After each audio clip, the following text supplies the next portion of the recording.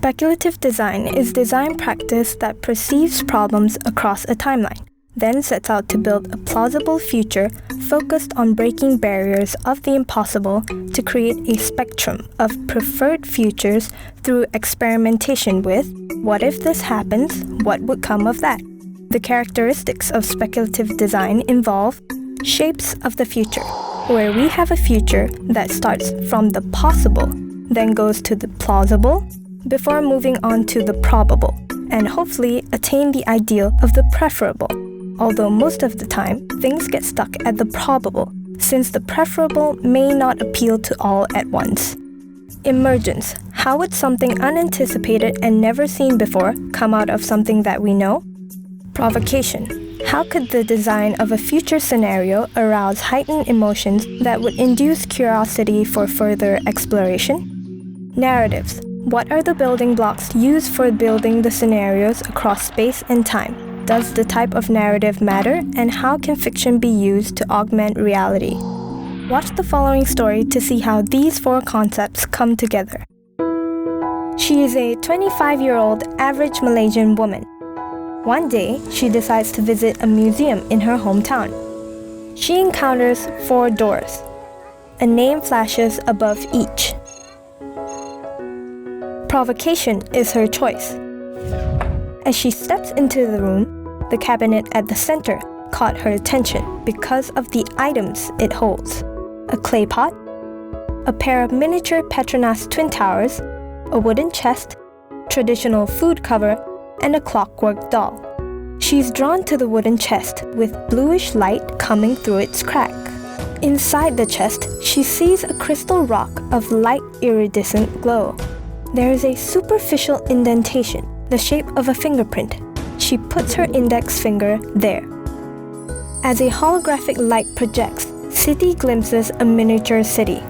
Groundwater and runoffs from rain are filtered and treated before being collected into a smart cistern that connects with the main pipes weaving through the city.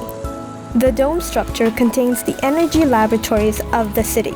The laboratories process energy from solar, wind, waves, hydro, nuclear, geothermal. An AI system controls the allocation of energy resources.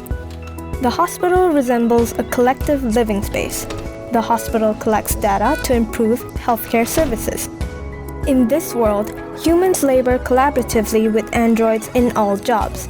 These androids can interface directly with the computers managing the city.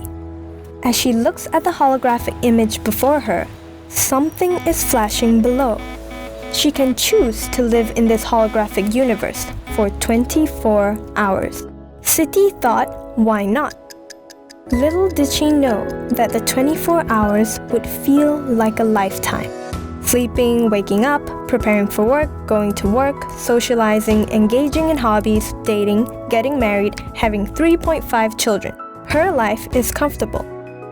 The middle-aged city watches the news over a meal.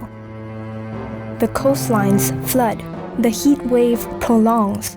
The city's filthy, overcrowded homes and non-communicable diseases are on a rise. She finds the news disconcerting. As she stands up shaking, someone calls her name. City! Everything passes by in a quick blur. She finds herself standing once again before the crystal that is no longer glowing. She returns to her senses, drops the lid of the chest, and walks out of the chamber. The chamber is part of a museum that is part of an underground city. This museum presents the story of Malaysia's past and a future it could have had. The clip you just watched illustrates some of the promises of speculative design. The clip shows 2 forms of speculative design at play.